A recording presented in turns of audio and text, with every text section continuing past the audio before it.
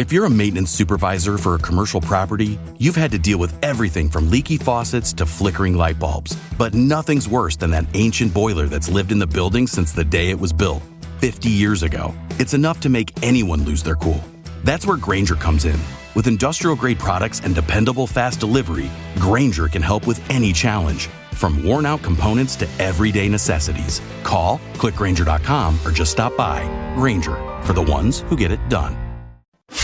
The following podcast is brought to you exclusively by the Rad Rob Radio Network.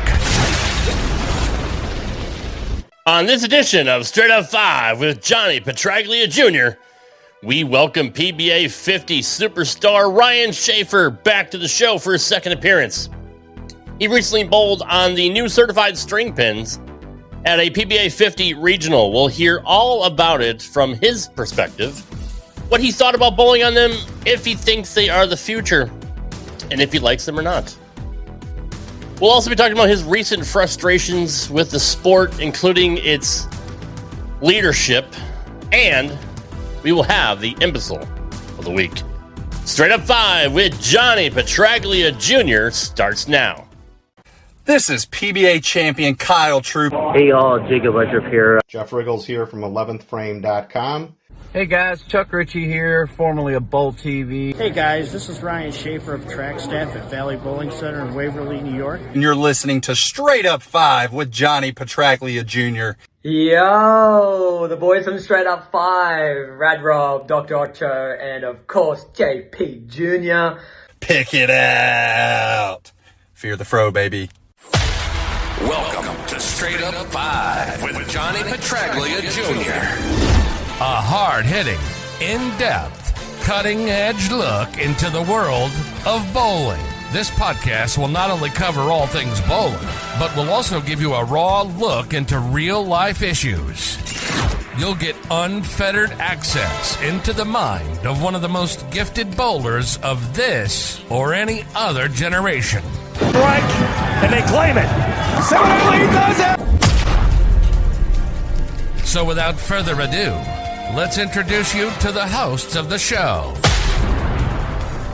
Rad Rob, Rob Francois. Rad Rob, Rob Francois. Dr Ocho. Dr Ocho. And the incomparable Johnny Petraglia Jr. Johnny Petraglia Jr.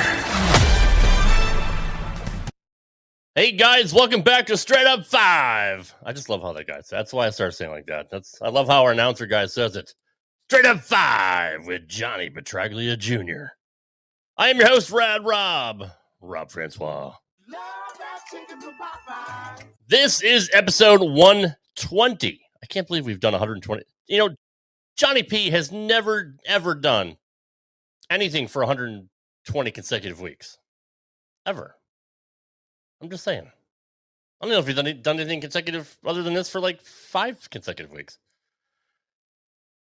Anyway, we are here. We are live on YouTube, Johnny Petraglia's Facebook page, and our Twitter handles, our X handles, Straight Up 5 Podcast and at Rad Rob Gaming. Nico is in the house. What's going on, brother? We also have Carlene. Good evening, Carlene. We have Michael Jennings. Chuck Ritchie, what's going on? David Handlewich, what's going on? Yeah, we started late, brother. We started late. That's my bad. Mike Ruther, what's going on, brother? What's going on, brother? Crambone. Nico, I'm pretty sure it's going out to his Facebook page. I'm pretty sure this time. Yeah. Sorry for last week. Staying Man's in the house. All of our usuals are here, plus some newbies. Thank you, everybody, for being here. Pete Cow, what's going on, brother? All right. Let's not ado any further, because I don't like to do much. I've used that like several times. I'm really out of jokes here. So let's introduce my first co-host. He is the man with the shiniest mask. He is the resident doctor of Straight Up 5, the resident house hack, the greatest hack in Howell Lane's history. Dr. Ocho. What's going on, Och? We're not limited to Howell Lane, just any lanes, because nobody even wants to challenge. So speaking of a do, when's the last time you did a shower? I'm just curious. Was it If it's a week ago, I'm fine with that. I'm telling you that right now. It's totally fine. I'm good with it because that's all I do. Why do we have a different angle? That's very weird. Don't worry about shit. Don't worry about anything. Aesthetics are not the issue except for these bad boys. You haven't worked out since before COVID, and you still Doesn't matter. have. That's because I still, and happy birthday, Nicole. Happy birthday, Nicole. I do the right things in life. Rob, you trimmed up your gimmicks on your cheeks there, didn't you? I did, and I'm kind of growing it out. Is that intentional or like weed whacker-ish? Do you not like it? I think it's spectacular. I think I can. You know what? Now at least the investigation of where your neck is can begin. Right here, not much of it. You can't do that. We're not allowed to help you in your investigation. This is not that's called interference. Ryan Shafer's best friend. Ryan Shafer's best friend is in the house. Johnny Petraglia Jr. Where have you been? Have you been there the whole time? I'm actually looking for a light switch. I'll be right back. Oh, yeah. I got it. You do it. I'll take care of it. You do it. We just realized we don't even have a light turn on. Which, by the way, huge shout out to, as always, the director, owner, stud of Sweet Blends for not only always taking care of us, but always taking care of me on actual personal level. So special shout out to George. Just simply wanted to rock the shirt for a minute. At some point, I'll turn around so you can catch the QR. What is it called? The QR code. Turn around so I can see your like sheep's wool. Turn around so I can see your lats again. It's pretty impressive. Oh, I mean, I would block out the fucking screen, dude. Oh my god! I can't turn. There's not enough room in the. I mean, I'm looking pretty decent these days. You know, it's beach time, man. So I get to actually cut instead of bulk. That's true. So, That's just, we all do that right now. And by the way, I will say this, going off what Ocho said, you do look beautiful, and I feel like somebody else said you were manscaped. I believe it was the Chuck Ritchie. It was the Chuck Ritchie. Yes, there is only one, thank God. Because there is only one. Yeah, and there can only be one. There can be only one. Remember Ocho used to do that? Remember that, Ocho? Yes, of course, Rob. He just got so giddy. That was a thing we did back on our show way back when, and he was just a on the Turtle Show. Yep. He's just a fun fella. There can be only one. Okay. Anyway, we can be only one guest also, so let's bring him in, Rob. How about that? Who's going to leave here if we don't get him in here? So, yeah, no. I do have a quick little video. It's not a 15-minute recap video. We already did it the first time he was on. Ocho doesn't have to pay the electric bill. The electric company pays Ocho, by the way, Nico. Remember that. Yeah, Nico likes to start shit. I'm just saying. Here is a quick little video of the string debacle from Ryan's match against Walter Ray Williams Jr. at the PBA50 regional. Shafer for the second one in the 10th. Kind of stepped it out. Oh. Shafer for the second one in the 10th. Kind of stepped it out. Oh. 10th. Kind of stepped it out. Oh.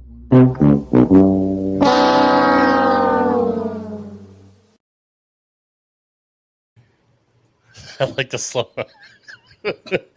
Every time we're like, all right, it's taking it out. It's going to wipe it out. Here it is. Here's the messenger.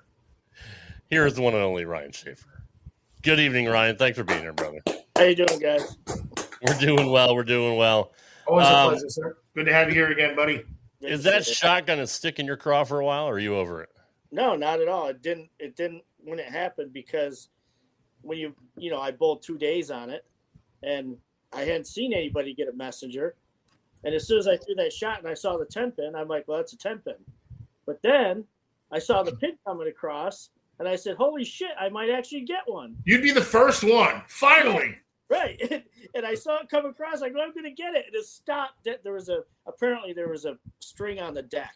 And the string on the deck stopped the pin. Words we're going to have to get used to. Oh, man. Dead string. String on the strings. deck. Yeah. Yep. I can't wait for Rob Stone to call out. Oh, dead string on that. But all right, but Ryan, you were very vocal about like everything you actually just said, but you said all the way up to that point that you didn't mind the string. It was even field, basically. Or am I incorrect when I? No, you're. I mean, I didn't mind it after the fact, because the best thing I can relate it to is when we bowled on the gold pins. Okay, you got to be more high flush, and the light hit still carries. It just carries different. It looks different just because of the way the pins tumble, you know.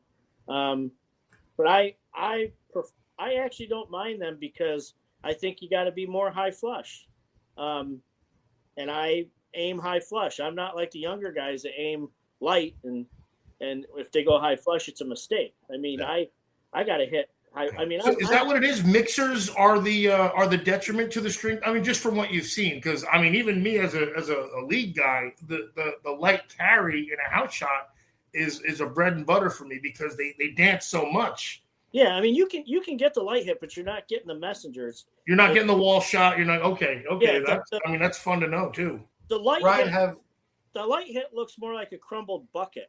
Is what it looks like. Right. I feel there's more weight to it almost, it seems like. Yeah, right. Ryan, have you noticed anything with spare combinations or even split combinations that the strings are like more beneficial?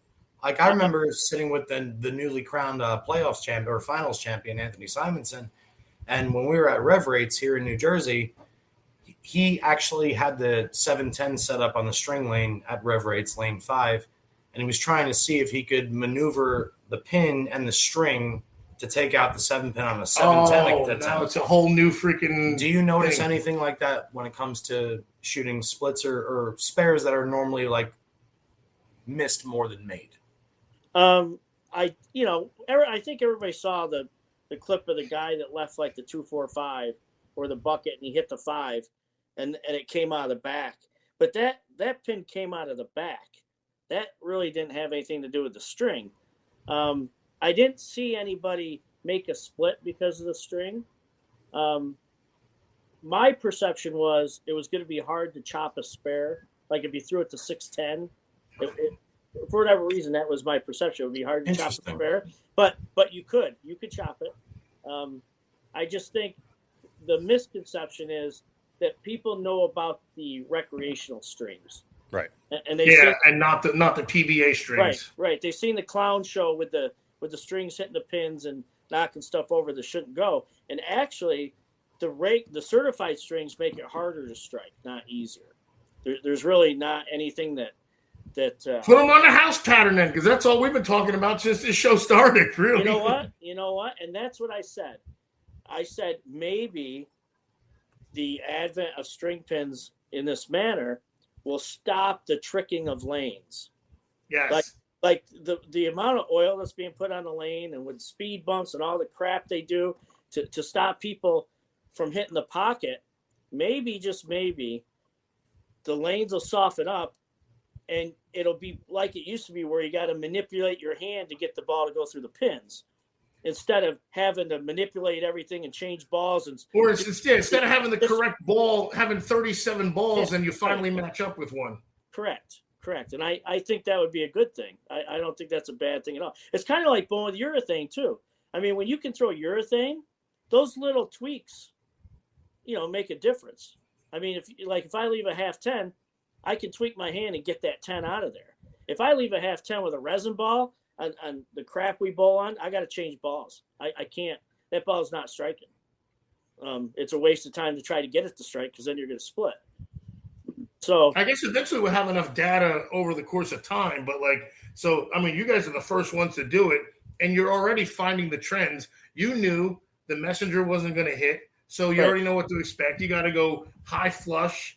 I mean, that's already something in your memory bank in one tournament. So I guess we'll get more info as we go along.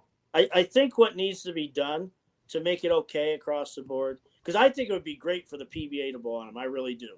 And I was very skeptical at first. I mean, I went in with an open mind, but I was still a little skeptical.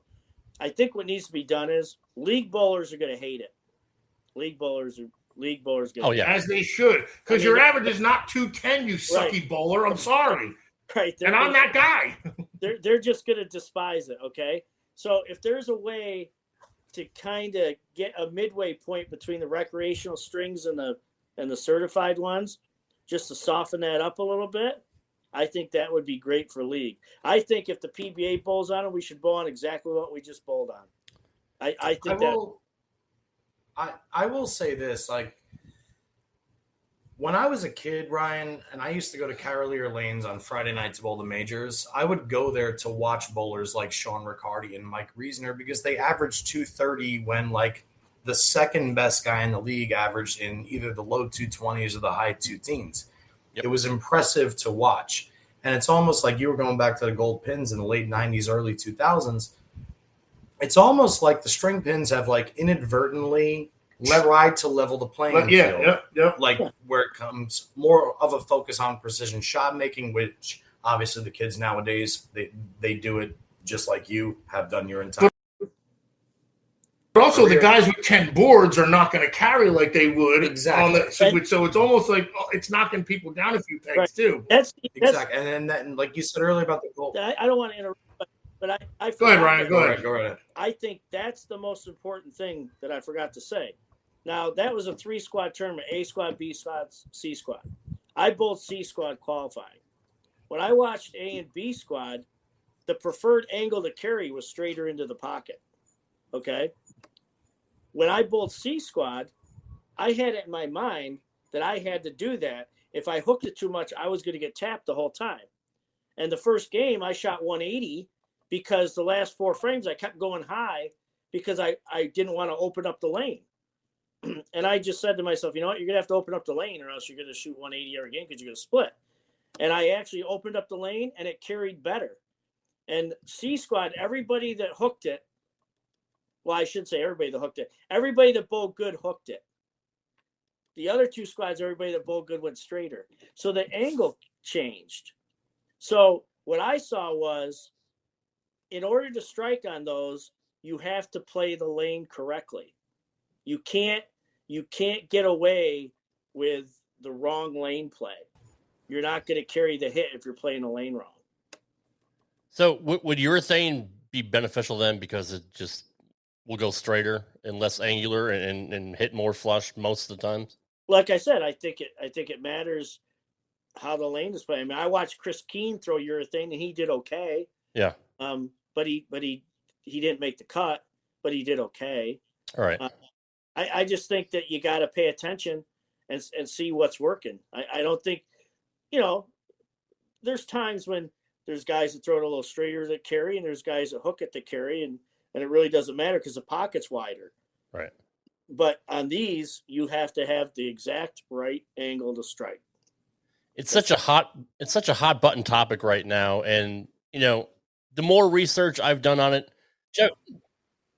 Rob, yeah. Real quick, Shafe, is your volume on the highest that you can go right now?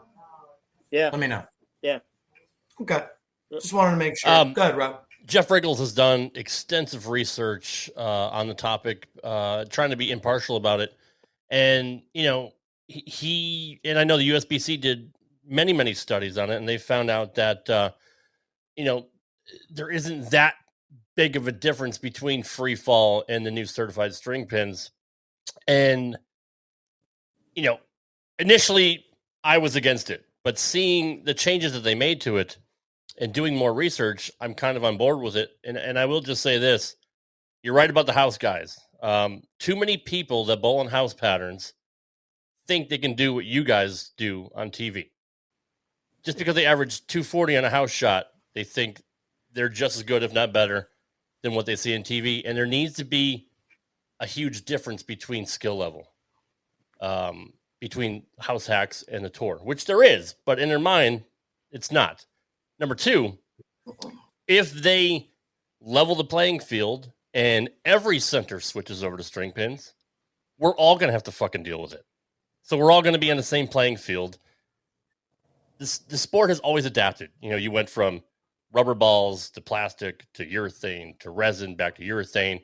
You go from the wood lanes to help me out, Johnny. Synthetic lanes. Different oil patterns, different types of oil. The game has always adapted. You either have to get with it or go away and not deal with it anymore.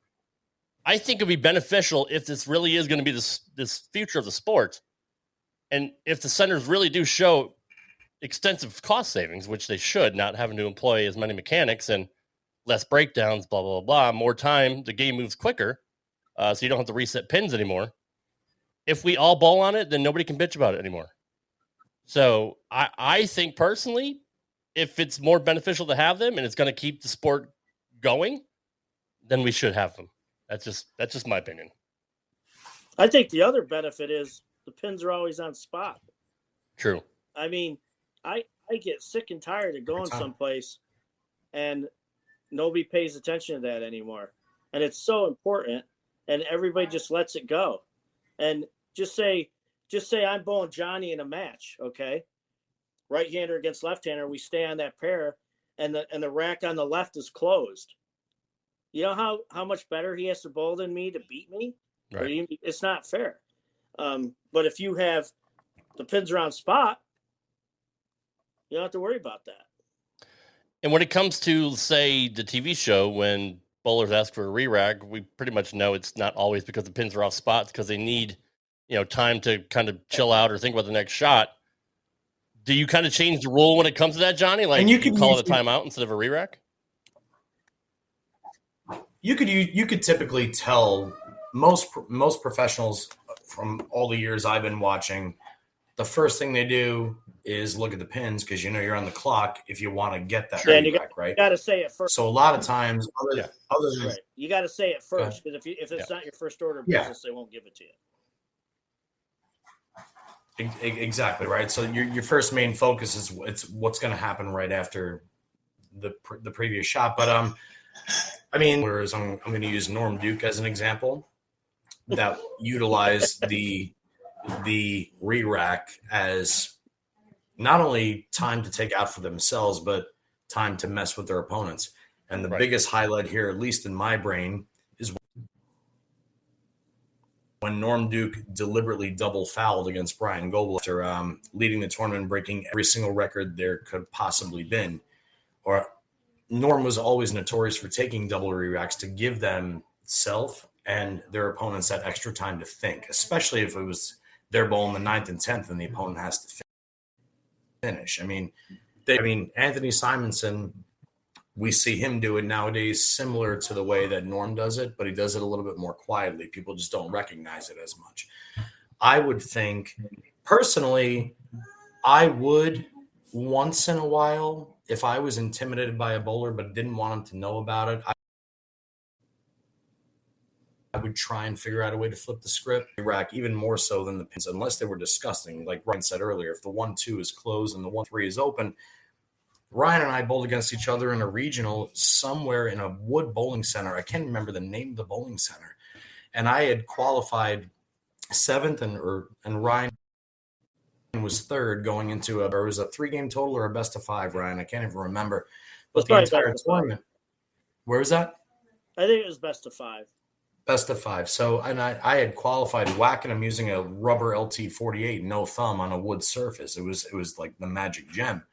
But the following day, I couldn't bowl. I couldn't use it against Ryan. Now, like, my brain is starting to figure out, like, rather than focusing on myself, how do I utilize, very much similar to the way a guy would utilize the shot clock. I'm definitely rambling right now, but I guess the point of what I'm trying to say here is it's all dependent on the situation you're in. Is that true, Ryan? Yeah, I think so. No doubt about it. I mean, do you think you've ever, like, where you were trying to give your opponent a little bit more time to think? I mean, you've made 15 or 16 major telecasts. I mean, like have you ever hit that situation where you thought, maybe if I do this, he might choke a little bit? Probably to my detriment, I have not. If I take a re-rack, it's because I need a re-rack. The only time I've ever taken a re-rack for more time was when I threw 300 on TV in Indianapolis. And just a little aside there. Was that a fired up you were throwing? No, it was the hell was that ball? You're wearing a red shirt with no collar. I remember that because my wife and I were talking about, we were in Florida at my grandma's house watching you live when you did that. I can't remember the name of that ball, but it looked like an agent. It had the same colors. Oh, the Domination, right? Yes. Never mind. I got it now. Go on. So I took the re-rack for extra time, and it was my second re-rack. the rack comes up, and every pin is off spot. Every single pin was off spot. And I just stood there. And Kirk Von Kruger said to me, "Wait a second, Ryan." And he made the re-rack. He re-racked them for me. So I actually got 3 re-racks in my 300 game. Wow. That's pretty. I didn't know that. Which is amazing. The only time I've ever seen a person denied a re-rack is my dad. Good old the Goose. Harry Golden denied my dad a second re-rack in the 77 U.S. Open against Bill Spagner in the title match. Go check it out. You'll see my dad be like, "I can't fucking shoot at this." And Goose comes over and says, "No." Yeah. And leaves. Only denial I've ever seen for a rack. Yeah, I was bowling Bill O'Neill in Fountain Valley, and I was using 2 different balls. I was using one ball in the right lane, one ball in the left lane. And, of course, to save time, when I was walking off the right lane, I would come on the left lane, and I'd pick up the ball on the way back. And I picked it up, and I stood there, and I looked at the rack, and I said, "Well, that's a bad rack." So I turned around, and I said, "Can I get a re-rack or no, because I picked up the ball?" And they go, "No, you can't have one because you picked up the ball." And you can hear me right on the mic. I go, "Well, that's a stupid fucking rule." And it was right on the mic. Whoops. Yeah. That's awesome. So how's the season been going for you thus far, Ryan, on the PBA 50 tour? What's going on out there this season? What do you see similar to last year? What's different? What's going on? I'm actually bowling pretty good. Yeah, you are.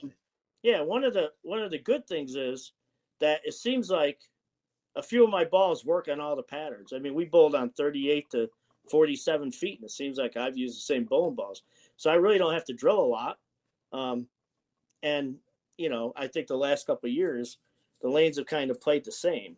If you can get to that 17 to 10 zone, eventually after a couple games, which is why Tom Hess is pretty dominant, other than the fact he's pretty good.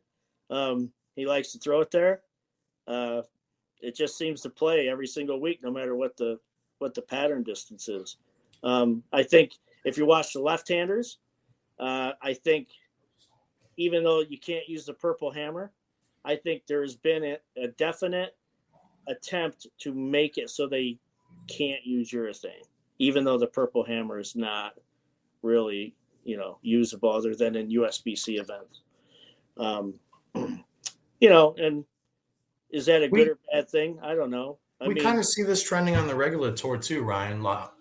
I'm actually going to use Bill O'Neill as my example. Bill O'Neill was running for Player of the Year all season long. We saw him throw a theorem on pretty much every single show, regardless of the pattern. Is that what you experience out there? Yeah. Where there's 3, 4, maybe even sometimes 5 balls that just seem to match up? Yeah, it was basically my theorem and my hammer effect, and the hell's the other ball? GB5 for a little while. I mean, those 3 balls are, they're the first ones out of the bag because they seem to work all the time. Zigzag a little bit too. Those 3, 4 balls. That's if I had to go somewhere, I've never been able to take only 2 bags anymore. Right. I would probably take those 4 urethane ball and a plastic ball. We see a lot of guys throwing that GB4 hybrid too. Have you had success with that one as well? Not this year. I used it a lot last year, but not this year. I was going to say the GB4 has been is Marshall Kent's go-to ball right now, and a lot of guys like using that ball. Yeah, David Kroll used it when he won and threw it in the air in Delaware. Yeah. Mm-hmm. What happened in Clearwater? You put a Facebook post up about oiling and lanes and walk us through what you're frustrated with. Excuse me, back in 3 minutes, call of nature. Sure. What happened in Clearwater? Yeah. I am all for consistency and following the rules, following procedure. And every week when we bowl and we get to the matches, it's strip and oil. They turn the lanes on. You get practice on practice pairs. Then you go to your pair. You bowl your match. You get 5 minutes of practice. You bowl your match.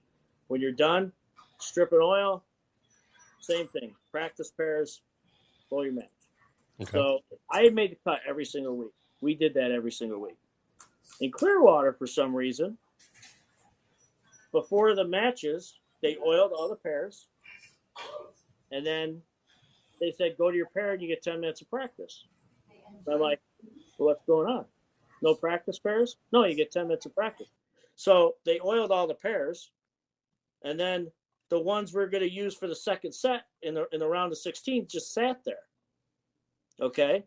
So then you win your match, and now you got to go to pairs that they didn't just strip and oil. They've been sitting there. Okay? Not only that, if you're going to do that, don't you think that you would start the matches like maybe 15 minutes right after you finish the matches before? No, that's not what they did. They acted like they were going to oil again, and we waited all that time, and they didn't re-oil. They had oiled before. So we sat there and waited and waited and waited, and then we bowl our match, and the lanes, when the lanes sit, they flatten out. I mean, they flatten out. And not only do they flatten out, they've cooled down. So when you start to bowl on them, all of a sudden they heat up and they go poof. Yep. So now you have a totally different effect from what happened the entire tournament because you changed your procedure. And there was no reason to change the procedure. And it pissed me off. It pissed me off because if you're going to change the procedure, let everybody know ahead of time. Right. Yes, it said it on the website. It was snuck in that they said it didn't say re-oil before the round of 16, okay? Yeah, they snuck it in there. How many people look at that? Right. Tell us beforehand, because then if they would have said that beforehand, I would have gone in there and I would have said, you can't do that. That's you change procedure.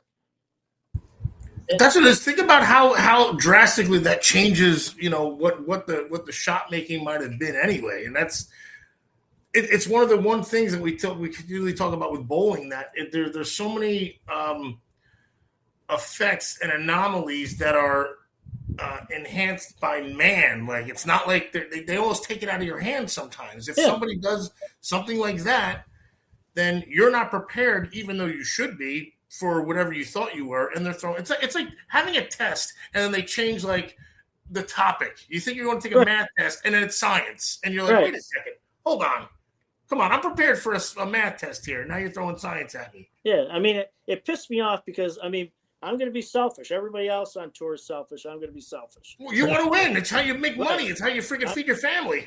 I'm going to be selfish. For the first time in the entire time we bowled out there, I actually, the look on the fresh was coming to me, okay? It kept getting better and better and better. And I had a look that nobody else had. I almost had like a fallback look, okay? But if I got it right, it got back. And when they let those lanes sit and they flattened out and then they heated up and blew up, I lost my fallback. And I lost my advantage. And it just, it sours you. It makes you bitter because something's good happening for once. And like I said, I've been bowling good, but then when you get a look like that, that's when you really believe you can win. Right, you're lined up finally. You're like, of all the stuff you're grinding, you're lined up now. Here's my chance. Right, and then that happens, and it pissed me off. I mean, because you're used to. I mean, after bowling on the same, you're having the same look. You know how to adjust for the next game. When they change that, you're fucked. And for the first time in I don't know how long, I used one ball. Wow. One ball. I was using a zigzag the entire time. The entire time.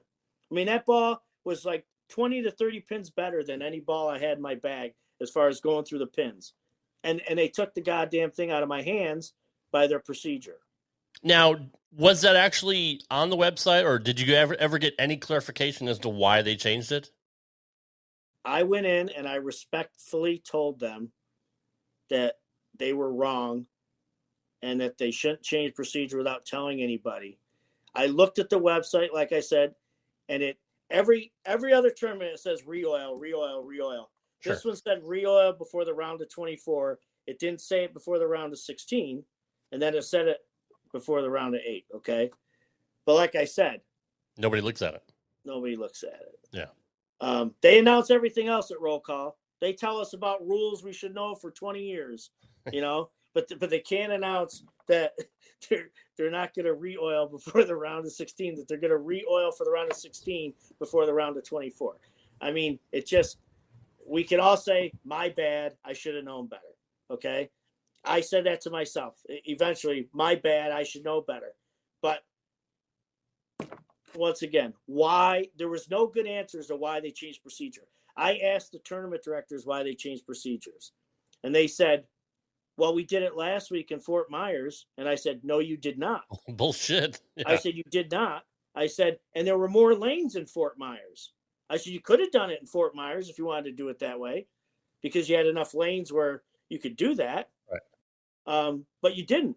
And all of a sudden, Clearwater, you do it. And look, if they would have said, look, the proprietor wants to have leagues later, so we're trying to save time, I don't like that. But at least you got a reason. Sure. Okay. The host pays the host. Okay. We don't pay them to host. They pay us to host. Okay. So you got to make some concessions there. So if they had said, the proprietor needs his lanes back, so we're trying to, expedite things and get things moving. Okay. I don't like it, but I get it. But then we sat there for an hour. We sat, there was no reason. We sat there for an hour anyway. You could have stripped and oiled in that time period. You didn't need to do it that way. Like Chuck says, he the majority didn't even have a clue about it. I'm sure you and Troy and a lot of guys didn't know about it. Yeah, I had no idea. I was pissed off. I don't blame you. I don't blame, and they haven't done it since, right?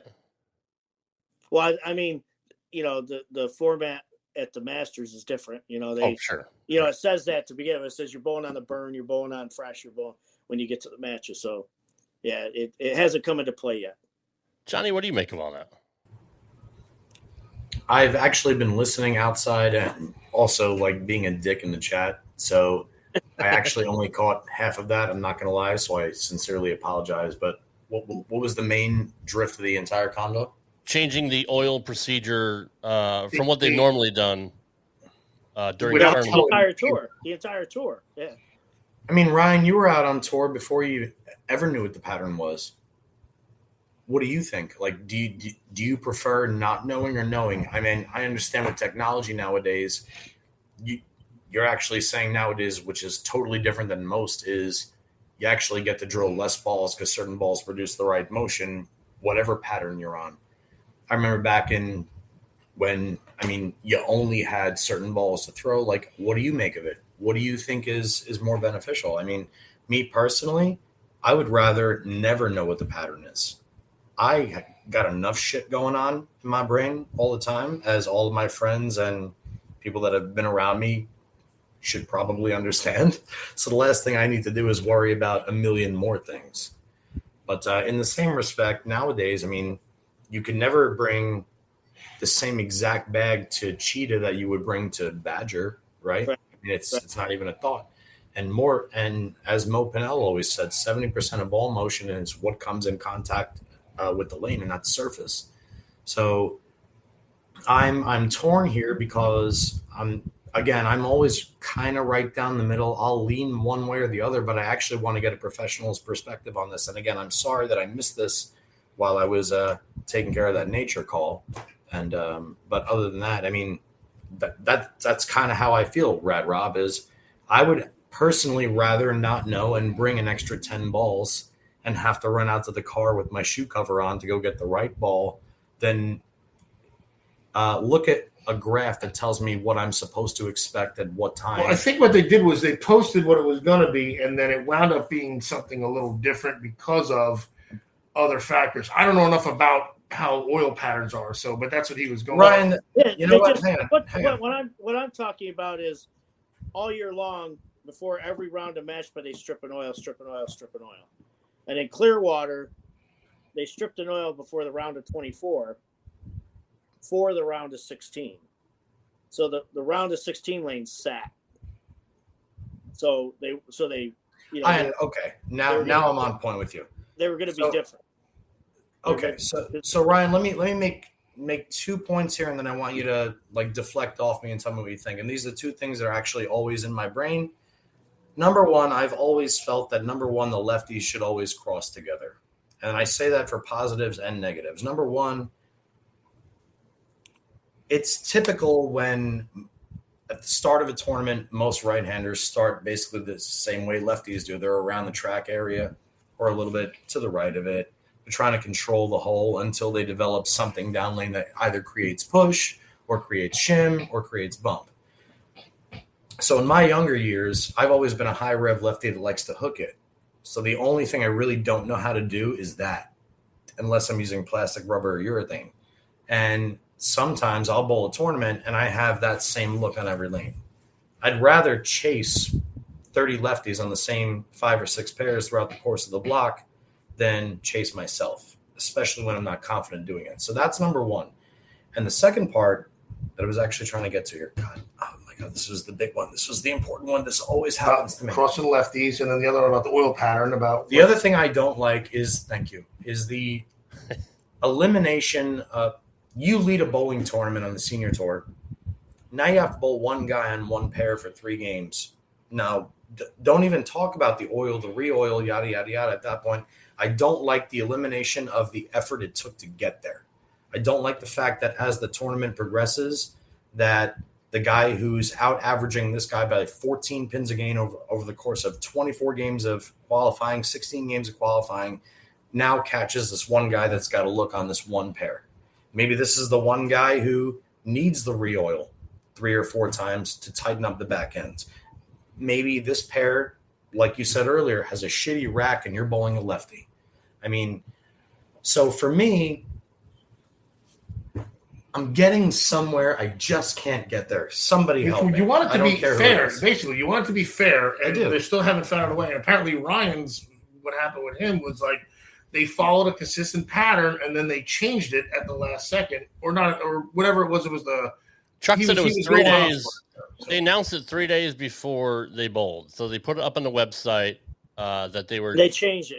It was that they were changing it, like but didn't tell them in the meetings. The website didn't say that. The original posting on the website didn't say that, and then before we got there, they changed it. Yeah. Rob, can you bring up my doubles teammate Sherry's tag about the Phantom, talking about Len Nicholson here?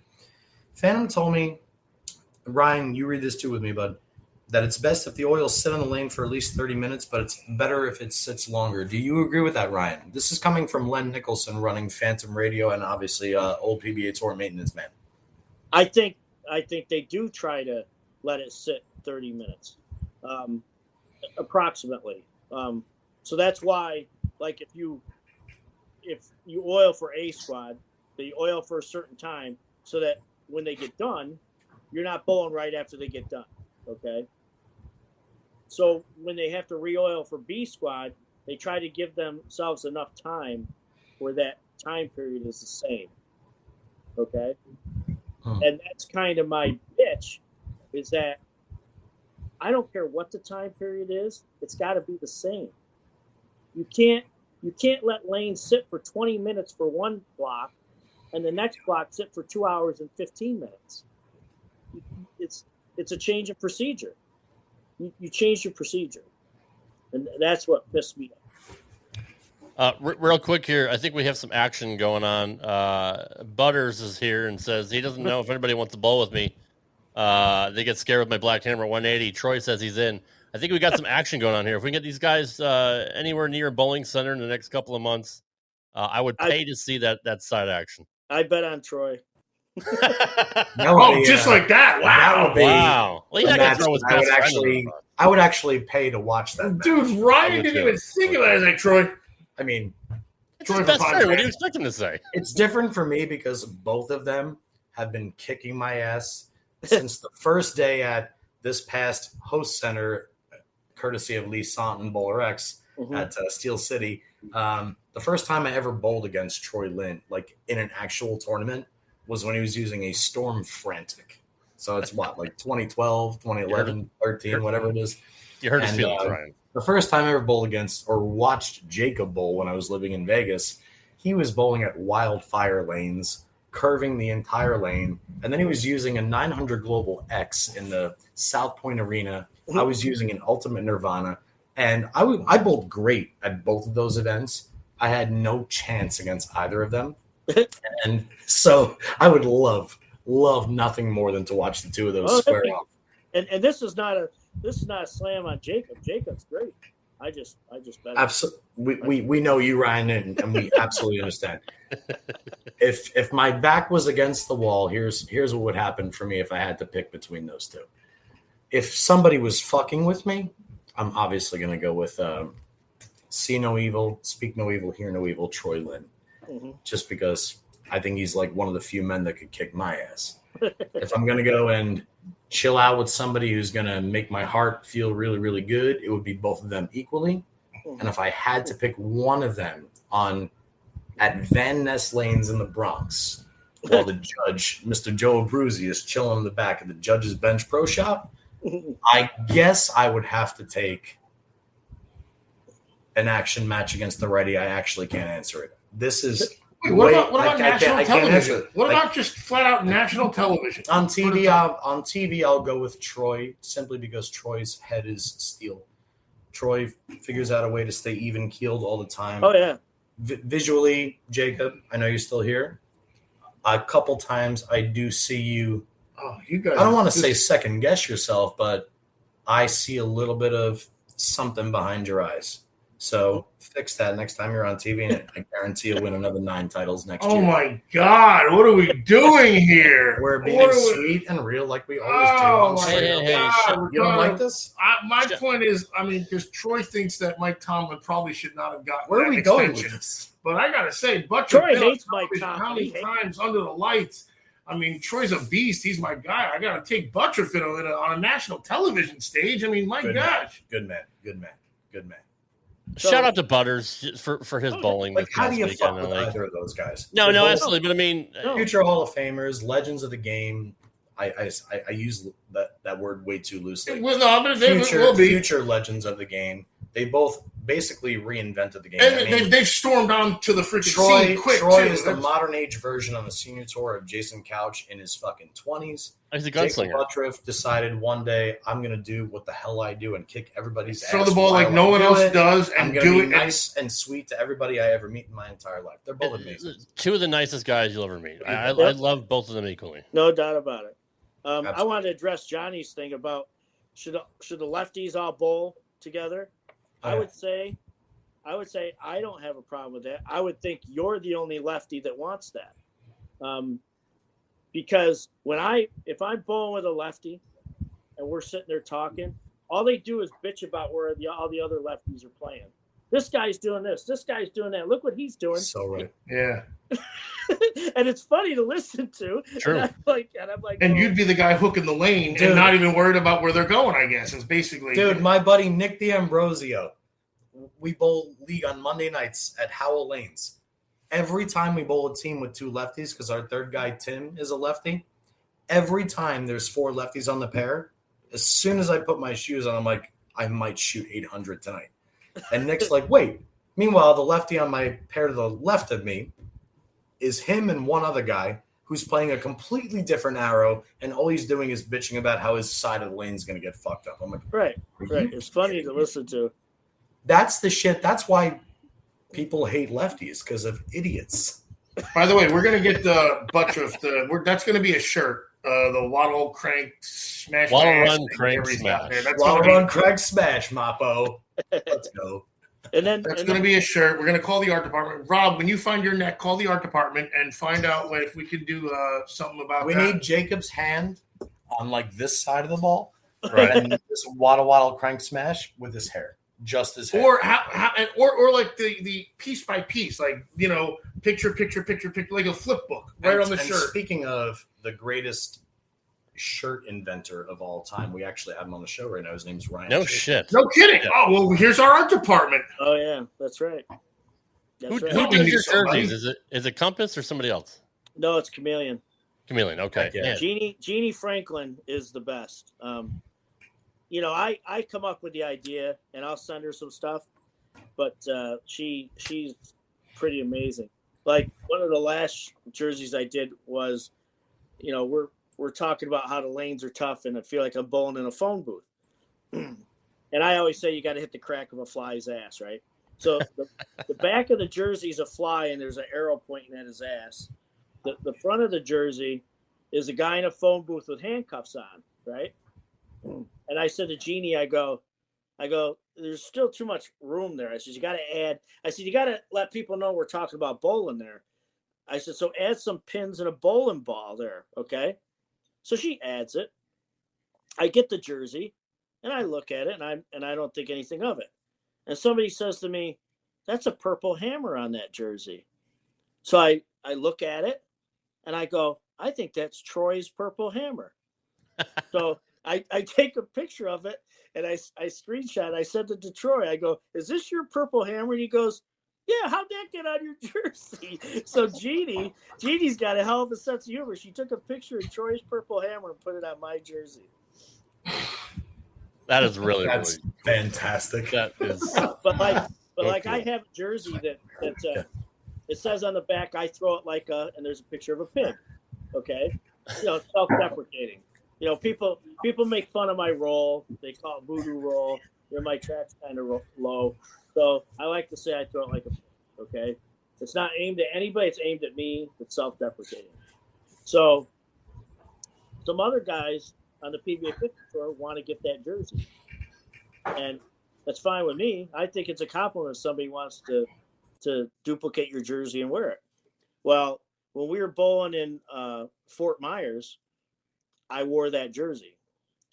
I got a message from Tom Clark that said, some of the higher-ups at Bolero think that my jerseys are what they would deem unprofessional. They didn't use the word offensive. I can't remember what word they used, but they said they're unprofessional. And Tom suggested that I calm it down a little bit and be more sunshine and rainbows. And I said, Tom, two things. I said, once again, that jersey's self-deprecating. I said, and the other thing is, you approved them. It's been approved. You can't just wear any jersey you want. The design has to go through the approval process. So I made a jersey that has sunshine and rainbows and unicorns and happy face emojis. So the next tournament I bowl, that's what I'm going to wear. I saw that post on your Facebook. That is a fantastic jersey. Rob, give me 1 second here. Shafe, in your opening there, you're talking about your ball roll. And this is something that I've always actually wanted to address, and I feel like I've never brought it up on this show, and I love that you're here, being originally from, what was it, Horseheads and Elmira area? Yeah. All of you amazing talents that come out of that region of the country have that trick roll. And I'm going to identify you, Brad Angelo, Ryan Simonelli, Jack Jurek. It almost looks like, especially you and Brad, maybe Jurek and Sim a little bit different. It almost looks like the ball is, I don't want to say it spinning, but you used to use white finger grips. I don't know if you still do. No way. But it always looked like your finger grips were tipped a little bit further away from the pocket than everybody else. But your ball never slung shot down lane, but you could always make the ball curve. I'm going back to Jason's first of his 3 back-to-back TSC victories on that really, really long pattern. Right. You were the only one on that show, and in a lot of situations that I've watched you bowl, where you can make the ball corner with a tilt that, okay, I'll say it. Growing up, I didn't want, but you all did it. Is that a geographic thing? Is that what you grew up on? Because how can you have Joe Chacon is another one from right. I mean, anybody that knows Joe Chacon, how talented he is. You guys almost got the ball to. If I threw the ball with your ball roll when I watch you, I would wash out every time or bucket. Is that fair? What is that? Where did it come from? Why is it specific to New York State? I think it's more specific to Buffalo, because when I grew up, I actually grew up on 45 feet of oil on lacquer, and I grew up playing the gutter. Okay, you would never think that watching me bowl. I grew up playing the gutter. When I bowled college, we bowled basically mostly all in Buffalo, and so my role kind of transformed into that. because we bowled a lot of like fourth arrow, fall back, tip it. Don't give away the pocket, but you got to get it to, like you said, just tip just a little bit, to carry. And, so that was always how I bowl. That's why I bowl good at the U.S. Opens at Carroll Air, because that's kind of what you had to do. Throw it at the 3-pin and get it to tip. So I think that's why it kind of evolved into that. It's amazing because, I'm from New Jersey, New York area, but New Jersey for me. And out here, the goal is fast to the gutter, get it to peel, go sideways. Lived in Vegas for 12 years. Out there, you can do that, but the way to strike in Vegas is play the shim. So it took me like a solid year or so, actually, when I first moved out there working with Robert Smith at Red Rock at Dan Nadu's Pro Shop, I had to actually learn how to use the oil in the middle rather than the official things when it came to learning how to use urethane or playing up the lane in most professional events that I bowled or anything sport related. See a lot of Floridians with a lot of different games. My boys that I bowled nationals with, Tim Barrett and Shea Bittenbender in the middle of the country in St. Louis area, Pete Weber, Nelson. Everybody everywhere has a different style. And then you look at somebody like Simo, who's gone anywhere from Texas to Vegas and does what he does.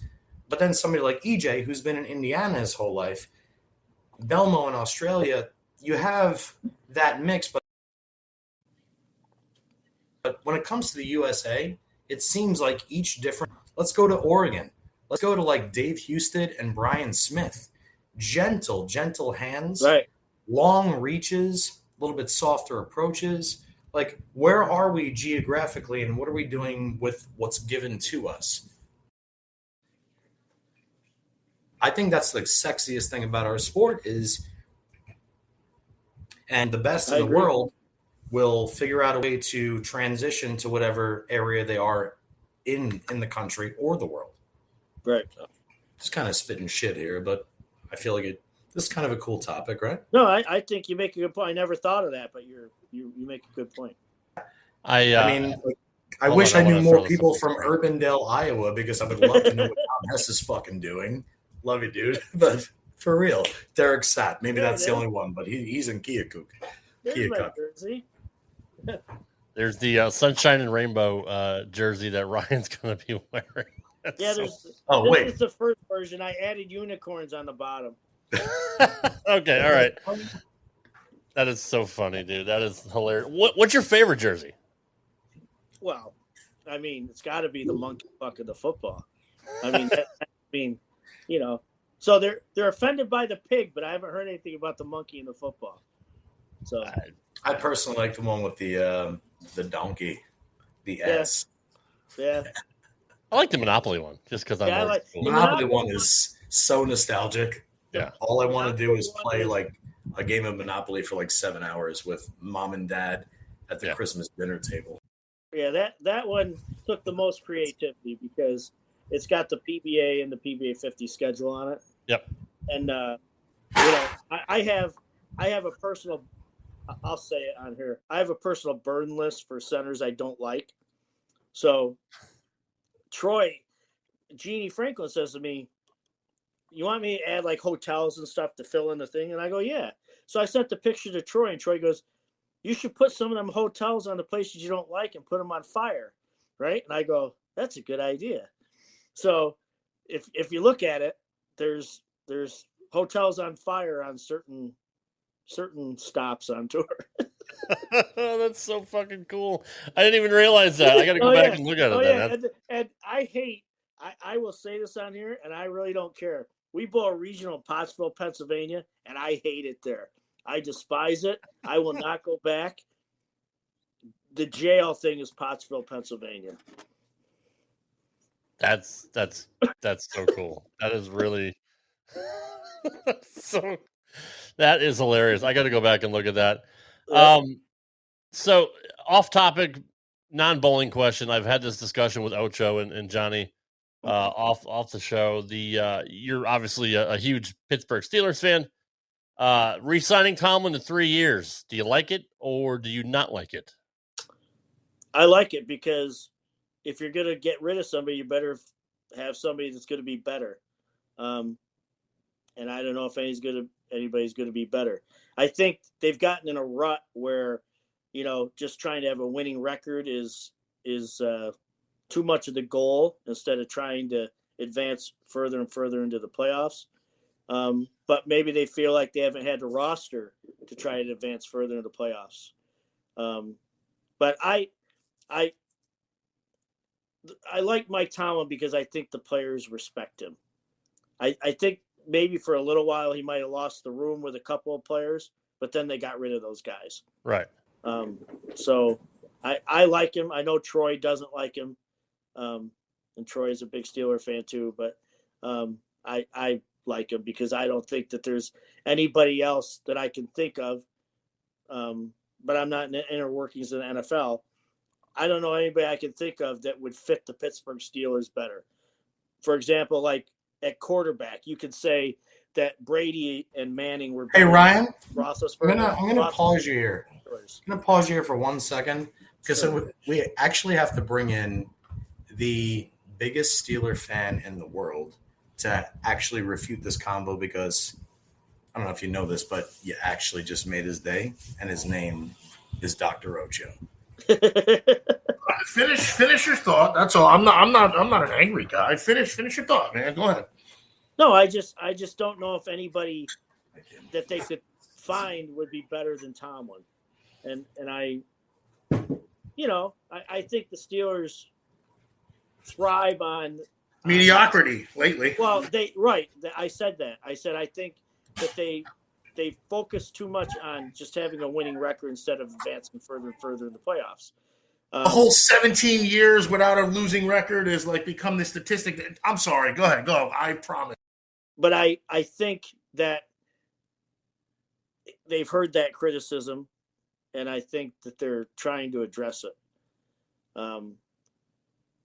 It's hard to have a coach with a lame duck status. If you see that in the NFL, it's very usually when that happens, it's not a good thing. Because the players want to know who the coach is going to be. Maybe free agents want to know who the coach is going to be. So you give Tomlin a 3-year contract. And I think players want to play for Tomlin. No, they do because he's a cupcake. And they say he's a great players coach, but he's not a coach at this point. Now, let's be honest. He won with Cowher's talent. He won with Cowher's culture. He won with Cowher's leaders. I liked him. I liked him. And I thought he was – in 2009, I saw an article that said Camp Cupcake. And I was like, wait, they just won the Super Bowl with a legendary defense – gave up no more than 250 yards a game besides one time against the freaking whatever Kerry Collins team, the Titans, that whole year, win the Super Bowl amazingly, and then they come out flat. And then here's my problem, all right? I'm going to get into it. Look at the talent he had from 2000. He gets to the Super Bowl against Green Bay, loses against the number 6 seed, then loses against Tim Tebow, right? That was bad. For Ladarius Green on a freaking 300 on a freaking pass play from Tim Tebow. He's a defensive guru supposedly. Then they finally get an offense, and they got Lev Bell, and they got AB. They got Emmanuel Sanders. My God, they got guys. They got freaking Mike Wallace. They got guys that are speed burners, and Tomlin can get them to a win, and that's it. And now my issue is, listen to this stat. This is since about 2000 and I think 9-ish or 8-ish that the NFL, when the road favorite is 7 points or more, road favorite now. You gotta remember, so we're a road favorite. We're going on the road. 7 points. It's probably 10 if you're home. They're like 74-12, straight up. Not against the spread. Straight up. Mike Tomlin has like 7 or 8 of those losses. He never has them prepared. I'm being speculative because I freaking harbor this resentment about all these losses against the Raiders. Why can they never beat the Raiders when they're 20-point favorites? They can't beat anybody on the West Coast. They don't They're not prepared. And the Rooneys are cowards. The Rooneys are cowards. When Dan Rooney passed away, they became cowards. The whole culture that Mike Tomlin, this is terrible, and I'm sorry to take this up on a bowling podcast. No, the it's whole good. culture that Mike Tomlin set when he let Lev Bell, AB run freaking rampant, do whatever the hell they wanted, and then here comes Juju, which he had a great year, but he was AB Jr., and he comes in and starts doing all these TikTok things, and what happens? They were the worst 11. I wrote it on my Facebook page. Well, you can't find it because there's no Ocho Facebook page, so don't even look for it, people. I don't care what you say. They were 7-0. Worst 7-0 team in history. Worst 9-0 team in history. Worst 11-0 team in history, and that's when they lost to Washington. And actually, they were actually beating Washington in that game. Tomlin, for some reason, is not just he wants to be their friend. He wants to be their compadre, and they love him for that. And that's why the players love him. I don't think he's a bad guy. How many guys want to party with Brady? With Belichick? Right. Besides the Tom Brady rule, they had to beg Robert Kraft and freaking Belichick to have a shot together. And these guys won 9 championships together. Yet, 9, right, Rob? How many? How many Kraft and Belichick win? Was it 6 with Patriots, and then 9 Super Bowls, 6. 9 Super Bowl they were at. That's right. So, this is where, work doesn't have to be,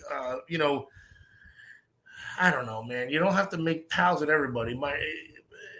Dick LeBeau, I give him a carte blanche because he was a teacher. And somebody just wrote about Shazier's injury. Yes. And I can see it to this day against the Bengals when he starts pointing to his back. Yes, we haven't had a freaking inside backer like that since. However, does the guy want to win a championship, or does he want to have a winning record? And literally, that's what's been happening. So that's my unfettered rant. And hey, all right, OG Gecko, shut up. I will get to it. I do what we fucking say now. We've done a whole hour on bowling. I wanted to. I do. But no. So my issue, I don't think he's good for the team. I'm not against him. You know what you're going to get. We're going to get a 10-7, 9-8, and we're going to lose in the first round, and then we're going to get a bad draft pick, and then we're never going to. We should have, when Ben blew his elbow out, we should have tanked it. I don't mean tank it. Try hard. Do what you got to. Don't fucking go 8-8. Actually, they were 8-5 at that point. What am I saying? Go ahead, Ray. I think you're right about the unprepared. There's too many games where they look like they haven't even watched film, and they fall behind like 14-0, and then they actually do a good job at halftime adjusting. Sure, they make the adjustments. Right, but they're unprepared. You're exactly right. How about the game against the Patriots? They lost to the Cardinals, who were 2-8, and the Patriots, who were 2-8, or something like that, or 2-10, I think it was. And then the other thing is, the thing I don't give Tomlin a pass for, I think he's terrible at hiring coordinators. He hires beneath him, 100%. He won with Cowher's coordinators. Yes. He had Dick LeBeau. He had freaking Ken Wisenhunt. And the issue is they hire from within is what they do. So nobody can be smarter than him. It's like kind of narcissistic traits, I feel like. A little bit. But and maybe he's supposed to be the smartest. Is the coach supposed to be the smartest? Maybe. But I knew I had at least 10 minutes. When your franchise is suffering now, and we're the goddamn Pittsburgh Steelers, man. Like, this is we've been to one AFC Championship game. It could be worse. We've been. I know a 39-year-old man that roots for the Mets and the Jets. That's true. But you know what? You know what's funny about instantly makes me feel better. Wait. You know what's funny about the Patriots game this year? They did exactly the Steelers what they did when Brady played for them, and the Steelers still hadn't adjusted. No kidding. It was the same game plan. That's what I'm saying. They're up to this guy hadn't thrown a touchdown pass in 4 months, and he got 3 in the first quarter. I know. On a Thursday night game when we're supposed to be prepared. I'm gonna change subjects. Yes, let's talk bowling real quick. Try being a Panthers fan.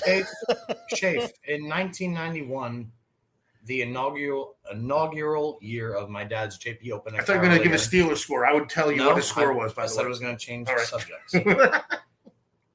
they did a little interview with my dad, and my dad said, I'll bowl till I can't bowl anymore, which is virtually the rest of my life. And she's still doing it. I love to bowl, and that'll never change. Mm-hmm. You are like one of the guys that I feel like is on that same kind of wavelength. This has been your life, seemingly for your entire life. You've given so much to the bowling community. Do you see yourself bowling until you're the ripe old age of 77 like Pops, or even more than that? That's a tough question, because I always said if I was still bowling for a living at 45, I'd be disappointed in myself. I'm 57, so I hate the travel, and I know your dad hates to fly, and he it's not that I hate flying. I just hate the logistics of it. I hate the. Well, Dad won't fly. Right. I mean, no matter what. Tedious. Just the entire travel is tedious. I like the competition, but there's things about the game that kind of sour me the more and more I bowl. Can you share them with us, or? I think there's, like anything, there's too much politics, and I think that one of the worst things that's ever happened to the game is that you basically have 5 or 6 lane men that are controlling the philosophy of the sport, and they all have the same philosophy. Really, the thing is, like 3 or 4 of them, they hate each other, and they claim that they don't do what they do, but they all do the same thing. They all do the same thing, and they call it a different thing, and for different reasons. But it makes you have to throw the ball a certain way to be successful, and the game is not like it was when your dad was great, where different styles were allowed to succeed. That was kind of a welfare system. They wanted percentages, and but back then, you were allowed to be great throwing it straight. You were allowed to be great being left-handed. You were allowed to be great being a tweener. You were allowed to be great being a cranker. The best guy who executed won, basically. And if they executed their game, or even had to manipulate a certain way and not match up with a ball that just happened to be perfect. Right. And I mean, like, good shit. Good. There's just too much oil on the lane. And when you see people post, and I'm not picking on anybody because I think he's kind of clever, Greg Tack, okay? Greg Tack will post these patterns on his page. And to me, if you have to do that to a lane, the game is broken. If you have to do that to a lane, and if a lane machine can do that to a lane, what are we talking about? There's too much control over it. Yeah. It really, it's the elements are out of your control now. I think it's sad. Ryan, this is a good question from JG, Rob. JG wants to know, is it true they only use Brunswick lane machines on the PBA, and are they not equipped to apply reverse oil? I don't know enough about this kind of stuff. We use a Brunswick machine. The PBA is contracted to use a Brunswick machine. Yes, it can only apply forward oil. However, they have started using 2 different machines to alleviate that problem. Okay. Jay, thanks for the question, bud, and thanks for watching on YouTube. And by the way, everybody watching our show, thank you as always for your continued support on all avenues. Wherever podcasts are found, really. I mean, you can find Straight Up 5 anywhere. So wherever Rob's neck is, there's a podcast. So I got a question, Johnny. Where did the name Straight Up 5 come from? Because I don't think you've ever played Straight Up 5, have you? That man. All right. Right there. No, not these. That man right there. Yeah. Rob, our gracious host, Rob, and actually my chiropractor / best friend right here, Ocho. And like, for real, he actually is a doctor, which in case y'all didn't know, he actually is a doctor. Yeah. That's scary, But these two used to have a WWF podcast with the creator of the WWF, Vince Russo. Am I correct? The Attitude Era. The Attitude. The right. I did. He didn't. Rob had nothing. And my dad and Ocho used to bowl league together, and Ocho used to come in the bar and basically be the exact same person he is on this show. Same face, everything. And he never knew who my dad was. He just knew my dad as John. Oh, you're literally telling the story. Oh, shit. I'm doing Give him the backstory. The abridged version. Oh, shit. And my dad finally said to him one day, I love when you're in here because you scare everybody else away and you never talk to me about anything related to bowling. I didn't know who the hell he was. So... And in all which is also fact checked on one of the earlier versions of Straight Up 5, where we had Johnny Correct. Sr. on, explain the whole story about him punching the nachos and everything. And so in all of our years, from him taking care of my tennis elbow and my shoulder problems with baseball when I actually got drafted by the Cleveland Indians, now the Guardians, between all of that, we've been friends for almost 25, 26 years now. I had the pleasure and fortunate, whatever the goddamn word is, to meet Rob through Ocho. And Rob and I have never actually met face to face, but everything you see here and everything we've done over the course of the last 120 episodes, every single Wednesday is nonsense. These two, basically, the commitment these two have to this 1 hour, 2 hours every single week, it's my favorite few hours of the week. And especially when we get to sit down with a man who's made at least 15 major shows. When you said that before, I was like, my I've God. never cashed in one. Think about that. I've never cashed in one. So that's how I know these. No, that's the humbling part of it. And then we got people going, "Oh, I heard of you guys. How? Wait a second. I know we heard of him, but we legit do this, dude. The day that you'll never remember this. This is the year the Monster Slayer came out, Ryan. You and I were in the paddock for roll call at a Howell Lanes regional. I remember you saying something to the tournament director that most heads in the room didn't want to hear or appreciate. They wanted to act like fucking assholes. And I remember looking at you and saying, that's how I feel. I like the way this guy thinks. I like the way you bowl. I like the way you deal with traveling your entire career, the way you have. I like the way that you always figure out a way to not only manage your time off the lanes, but on the lanes for every charity you do, for every person you do.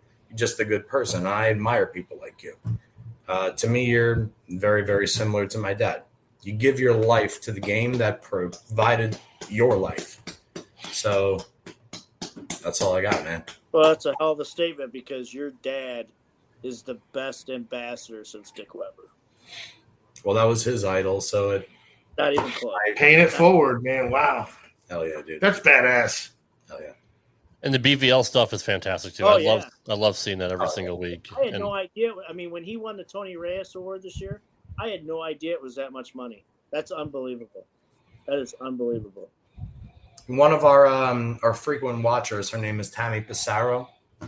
Her son Justin, by himself, sitting outside random businesses, raised almost $4,000 this year for the charity event run by Tony Norsha at Howell Lanes. In a world nowadays where there's so much hate, at least there's some love, you know, and it's pretty cool. Besides the whole left-right thing, the bowling community is one of the greatest. Lefties. No, I don't even know anything about them. I just feel like it's the best camaraderie. Like, it's hard to find a bad relationship that you met from the bowling alley. Really, that's what we always talk about. Can we bring up Chris Wilson's one more time? Sure. So based off what Chris writes here, do you remember the Ebonite 8-ball? Oh yeah. That is. No. That and the Magic ball, 8-ball that says try again or something. I just wanted one watching him and my boss Dave Wadka throw it. So hell yeah, Chris. Nice comment you got there, dude. A lot of memories with this man right here. Even going back to, I think it was your first show, throwing the original Nitro R, that bright green thing. Yeah. And you really popped out of it the following. This guy's hitting it. Let's go. And yes, Carlene, you're absolutely right. Ryan does do an amazing job raising money for suicide prevention. Which that's obviously it's near and dear to your heart given your past, but Yeah, that's another cool part. There's just so many good people in this industry, and that's what it is. And you whether you find out about it or not, like it's almost like they're good-hearted even to get into it, but then you even realize like, well, now I know why they're in this, and that's what I said. You don't find it's hard to find a bad relationship from bowling. Yeah. Johnny can think of one, but we won't touch on that. But again, Sullivan, is that what it is, or no? Wait, who? Sean Rash. Sean Rash. No, I actually appreciate everything that Sean does. Okay. My personal issue with one thing that happened in our entire friendship for a long time. Okay, maybe I was a dick for a little while, but no. Maybe. Sean, you want to talk about somebody who gives to kids and goes out of his way to take care of people? He does. Yeah. I mean, Sean's second to none. I think if you want to know about Sean, if you've ever met his mom and dad. His mom, Diana, gave me literally an entire reindeer from Alaska, like reindeer meat. Mm-hmm. She packaged it. She told me how to cook it. Jean has the Rash family is a fantastic one. I had the pleasure of bowling with Sarah when her maiden name was Galandes, not Rash. I mean, that whole family is second to none. I'm glad you moved past that, John. And all that shit for one thing that happened. Right. Yeah. Okay. Just like anybody else, I let my emotions get the best of me once, but I will never say another bad thing about Sean. Well, I'm glad I brought that up because I can say that I hate how much credit Brad Miller gets, but I still like Brad. You know what? We could go there again, like we do on every show. But I agree with that. I'm on that page. I'm on that. Yeah. We love Brad Miller. I mean, Brad and Kyle have a great channel. It's just Johnny just thinks he's very, very bland and very boring to watch bowl. That's the whole point of contention, I think, right, Johnny? You're talking to me? Yeah. Your name's Johnny, right? Silence Ocho in the kitchen. Oh. Say it again. I said it's not that you don't like Brad. You just think he's fucking like watching paint dry. I don't think that either. What was your point of contention then? I don't remember. Okay, here's my point of contention. The Olympic Committee chose to omit Caitlin Clark from the basketball team. Sure. To me, that's as gross as trying to promote a mediocre player in a world of amazing people. So when I talk about Brad, I like Brad. I like the way Brad bowls. I like the way Brad grinds. I don't like the appreciation he gets from the commissioner for doing nothing. That makes sense. He's done as much as me in the sport. Maybe a little bit more than me because I suck. I'm the worst when it comes to that. But no, don't talk about Brad Miller like that. I just let's just open it all up. Let's just start on the table. What do you think of Darren Tang and his YouTube channel, Johnny? I think Darren Tang is not only a great person, just like Brad Miller. I'm going to say that again for anybody that wants to. Yo, Johnny's talking about you on his fucking. No, he's not. He's fucking going to kick your ass too if you say anything. Darren Tang, like I've said in the past, is progressive and awesome, talented, and amazing at what he does. Just like Louis Napolis, who most people don't even know. I mean, in the Johnny's laying a smackdown. There's some noise going on in the background. Sorry. There's too much things going on with the ice maker and all this other shit. And it happens to be 10 feet in front of me while I look at the camera. And I can see everything else. And I knew this would happen around this time. I actually prepped for it, which is why I'm so cool about it. But no, I'm just busting your balls. Beef and Barnsley attracts so many people that want to learn and understand the game. True. The same way Sweep the Rack does with Big Mike and Rob P. I mean, I appreciate anybody that actually wants to contribute something to this sport. My entire life is based off of what my dad has done in the sport of bowling. Yeah. Why do you think I fucking appreciate bowlers so goddamn much, dude? I mean, that's true story. It's a true story. We contribute nothing, however, at all. Rob, you got to do me a favor. See this guy over here, Norman Adams? Yes. Hello, Norman. I'm speaking only to you, Norm. Before I interrupt our guest again, I fucking love you, dude. I miss you so much. And I miss Vegas as well. Take care of that family. Love you, dude. Before we let Ryan go, I pulled up your jerseys from your Facebook page because let's do it. I'm a diligent worker here, and these are some of the ones we were talking about earlier. There's the monkey fucking the football. And if you guys are on the audio podcast when this drops, you'll have to check us out on YouTube. Here is the crack of a fly's ass. Crack of a fly's ass. Here's another angle of that one. That's that's good shit. Let's see. Our next one. Oh, I throw it like a pig. Yep. Yeah. That's the hear no evil, see no evil, speak no evil. Yep. Johnny mentioned that one earlier. Yep. Hold on. That's the fly again. That's Troy's Purple Hammer? Yep. That's fucking fantastic. I love that. That's Troy's. Yes, that's Troy's Purple Hammer. That's Troy's Purple Hammer. Is that the one you signed and gave to the Mike Marcus tournament with Steph and Eric? Keep going. Did I give him the clown jersey? I thought I gave him the clown jersey. Not sure. What's up with the Abe Lincoln? What is Abe Lincoln? Abe Lincoln, the lane pattern. Abe Lincoln. Okay, gotcha. And on the back of the Abe Lincoln is Geronimo. Jump off the cliff. You got the okay. cliff. Yeah, that won't offend anybody. I like that one too. Yeah, that's the guy kicking the rack. This one is my all-time. Actually, this is my all-time favorite. See now, the PBA doesn't think I have any discretion. I didn't try to get this jersey approved. I just wear that and leave. Is Troy still here? Because this is fucking fantastic. He never noticed the lane with the big second arrow on the left. He didn't. Oh, yeah, you're right.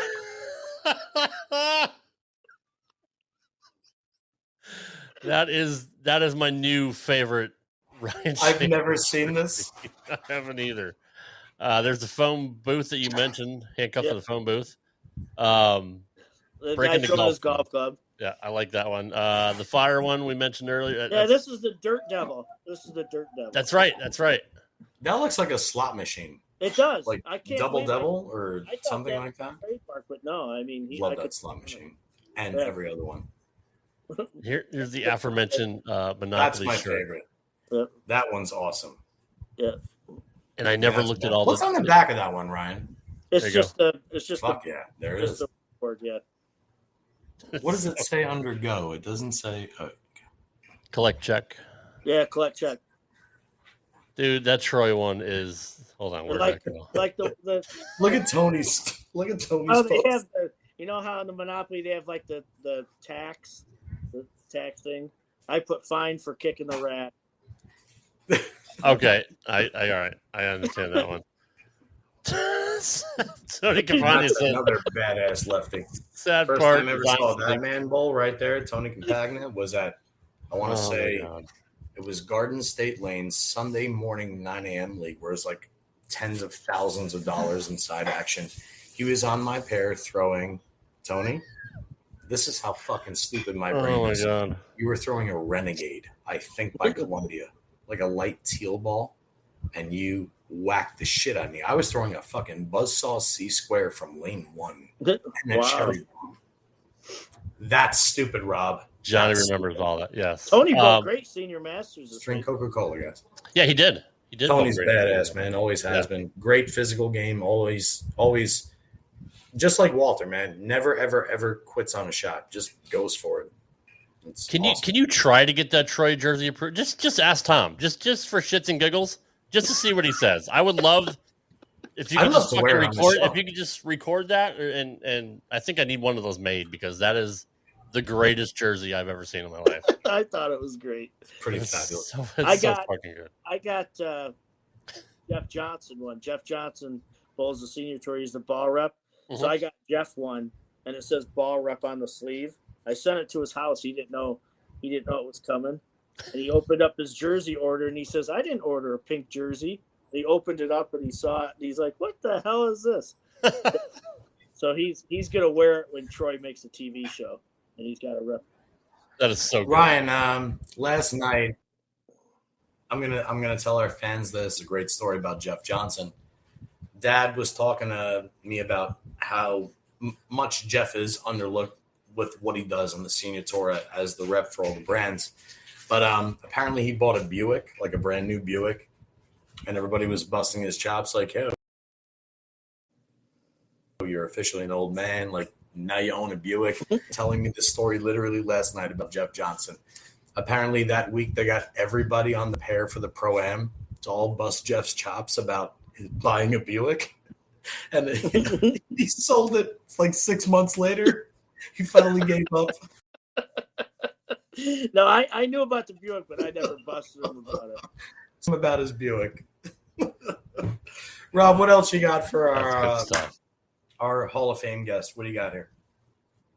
No, that's it. We're over time here. Of course you do, Chuck. Of course you do.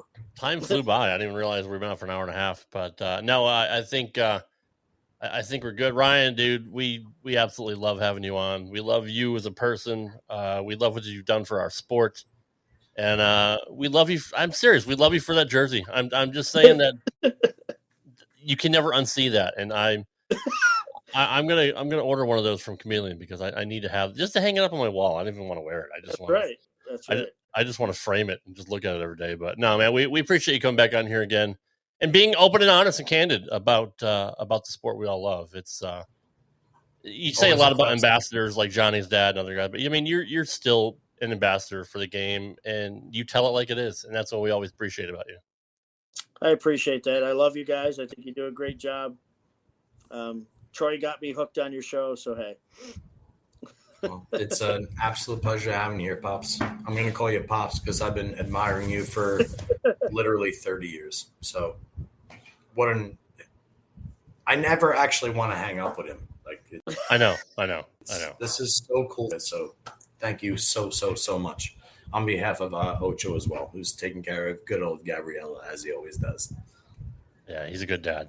Thanks again, Ryan. We appreciate it, buddy. We'd love to have you on again in the future. And as always, we stay in touch with you. And just thanks for being awesome, dude. All right, guys. Anytime. Thanks. All right, man. We'll talk to you later. Yep. Jonathan, always a pleasure. My imbecile of the week is the omission of Caitlin Clark by the Olympic Committee. How can you do that? I don't give a shit about anything. Yeah. That's it. They also got rid of the number 2 trick too, scoring in the league as well. Yes. And I agree. It's gross to me. That's my imbecile. I'm going to watch the imbecile of the week from outside and probably message because I'm going to pass the torch to Ocho for like 5 minutes because I'm dying for a cigarette. And here's to everybody back home. Don't smoke. I swear to God, I wake up every day with problems in here. Just don't do it. I still do it. I'm a fucking idiot. You shouldn't. I'm going to pass the torch to Ocho. Give us the imbecile of the week. It's time for everybody's favorite segment. If you guys don't know how to use a seatbelt, just ring your call button and Tommy will come back there and hit you on the head with a tack hammer. You know, Lloyd, just when I think you couldn't possibly be any dumber. Here's the imbecile of the week. Some people are really stupid. There are a lot of stupid people in this world. And this one is near and dear to my own heart, just to stay on the sports theme. If you don't know, a lot of you people probably aren't Patriots fans or Tom Brady fans, but tonight, as we're recording this, is the Patriots Hall of Fame induction for TB12, the GOAT, Tom Brady. And I was watching a little bit of the pregame festivities on the Patriots YouTube channel. And formerly growing up in Connecticut, I'm a lifelong Patriots fan. An unprecedented 20-year run of dominance in football. And John Bon Jovi was there. Bill Burr was there.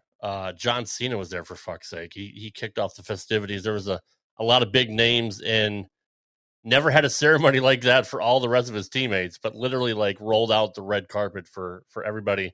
So they posted on their Facebook page today of instructions of what to do because of all the traffic and all the people are going to be there and all that. Let me see if I can find that. I have too many things open here. Yeah, here we go.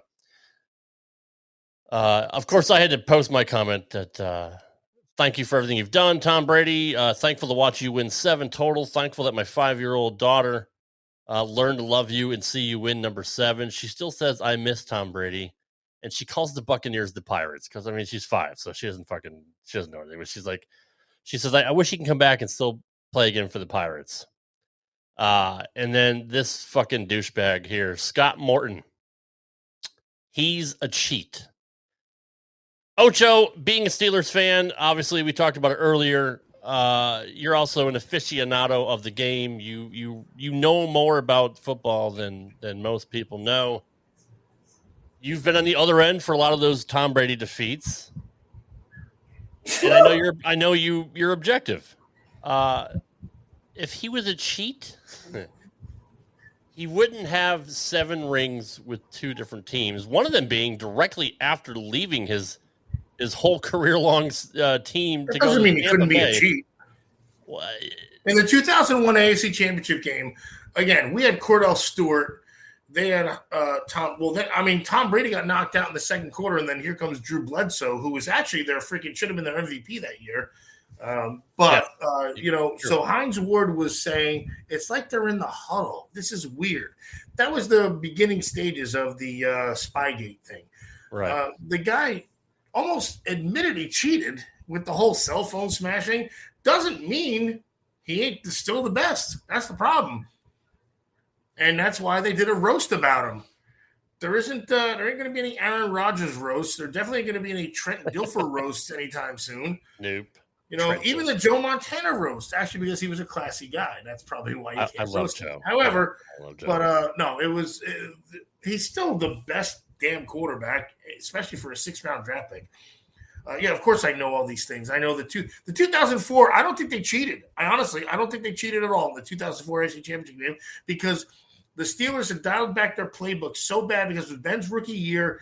They threw safe plays and the Patriots went at him. That was simple. And then, honestly, the whole Deflategate thing. I mean, what else do you have to? I mean, both teams had to throw the balls. Right. So and then he came back. He came back the next season and won Super Bowl. So I mean, fuck dude. They ran for 200 yards. And again, they would have had to find him cheating every single year, which they didn't. Right.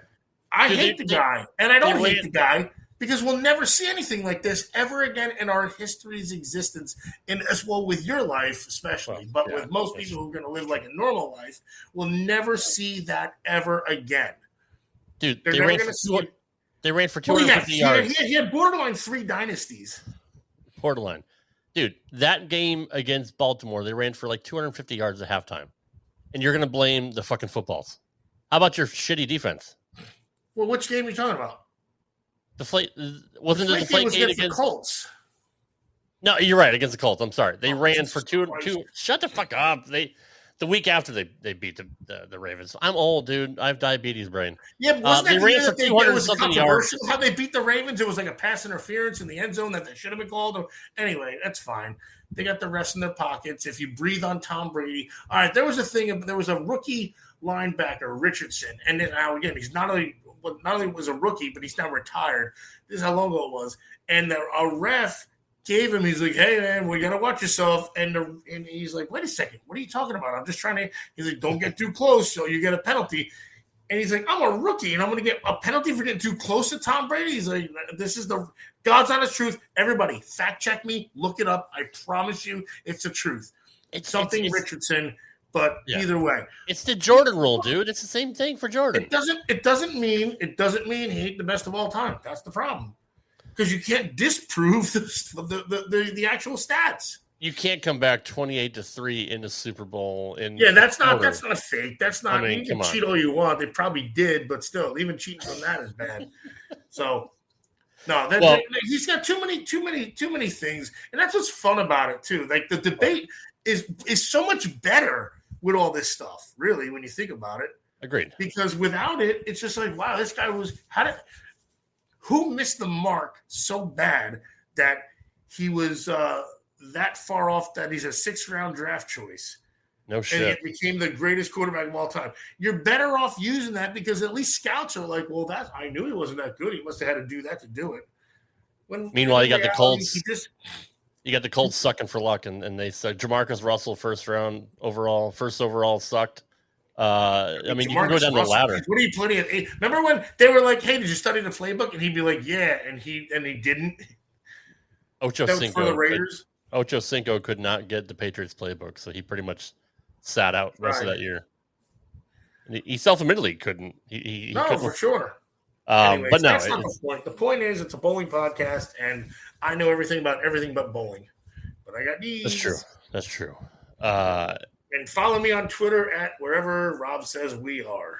At the Dr Ocho. I am at Rad Rob Gaming. JP is at JPJR07. You can follow us on X as well on the show page at Straight Up 5 Pod.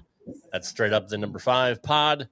You can email us. Not that I check them, according to Chuck Ritchie. I still don't check my emails, but you can email us at Straight Up 5 Podcast at gmail.com. That's Straight Up 5, the number 5. Straight Up 5 Podcast at gmail.com. We're also on Instagram, Straight Up 5 Podcast. Those of you watching on my Facebook page or Johnny's Facebook page or our YouTube or Twitter pages, you can subscribe to us on YouTube, Straight Up 5 Podcast. And we love everybody that watches us each and every week.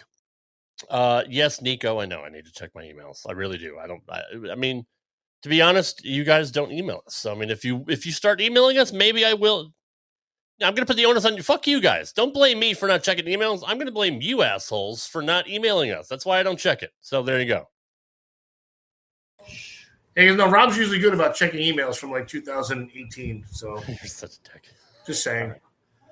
For Johnny Petraglia Jr. and this masked dictator, the Ocho, the largest arms in the world, who hasn't worked out since COVID. We appreciate you guys every week. We have a very special guest. I can't let the cat out of the bag because it's not official yet. We don't have a guest next week. We might not even have one. You don't even know. I just want to tease it so they can come back and see who the winner is, or who the special guest is, because he may or not have won the tour finals. I'm just saying, but you can do your own due diligence from there. Guys, we love you. We love Ryan Shafer for showing up and for making the greatest jersey of all time. I got to throw that up one more time before we leave because it is the greatest jersey ever. Ocho, did you even see that? I don't think you did see it. Okay. You weren't on camera, but yeah, that's fantastic. Thank you guys for showing up. Thank you for being here. We'll see you next week. Doc Sullivan, go fuck yourself. Ocho, just keep being you, buddy. You're muted. Can you say goodbye? Just don't step in a dick and say goodbye.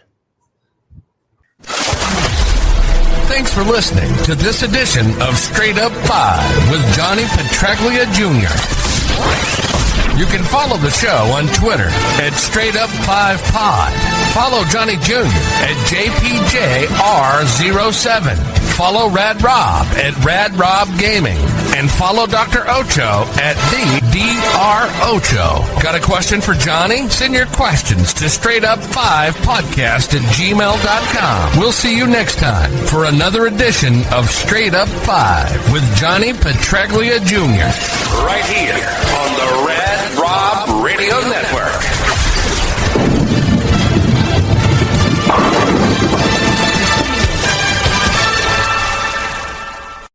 If you're a maintenance supervisor for a commercial property, you've had to deal with everything from leaky faucets to flickering light bulbs. But nothing's worse than that ancient boiler that's lived in the building since the day it was built, 50 years ago. It's enough to make anyone lose their cool. That's where Grainger comes in. With industrial-grade products and dependable fast delivery, Grainger can help with any challenge, from worn-out components to everyday necessities. Call, click Grainger.com, or just stop by. Grainger, for the ones who get it done.